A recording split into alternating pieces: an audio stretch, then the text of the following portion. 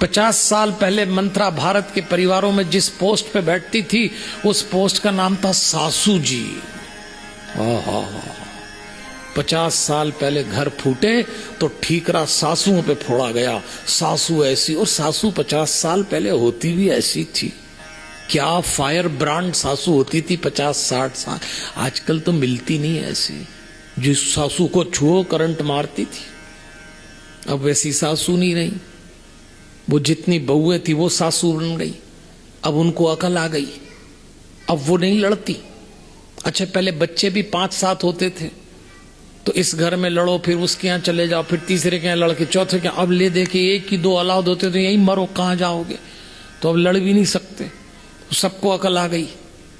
हाँ, कोई एक्स्ट्रा पराक्रमी सासू बहू हो वो लड़े तो लड़े, आजकल नहीं लड़ती, सबको अकल आ गई।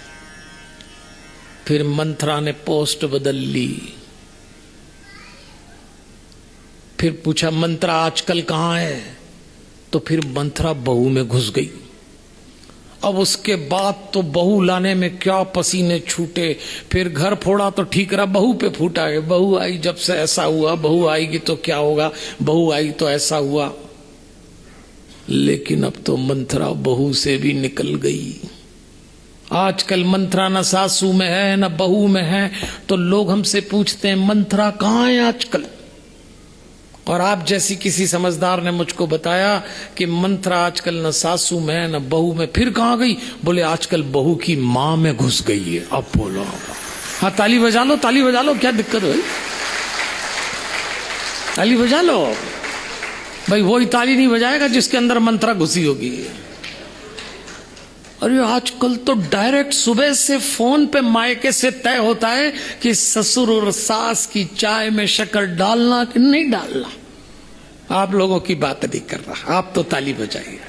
यहां तो जो सासू बहू उनकी बात नहीं कर रहा। जिस दिन जो गृहस्थी मायके से कंडक्ट होगी, संचालित होगी, उस घर में महाभारत की इबारत लिखी जाएगी। इस पे ध्यान रखना। एक सीमा के बाद मर्यादा तय करिए पुत्री विदा होने के बाद। और जिसने वो मर्यादा लांघी है उसकी कहानी महाभारत की है। तो देवियों और सज्जनों, सुख सुविधाओं से संतानें कौरव तो हो सकती हैं, लेकिन संघर्ष से पांडव होती हैं।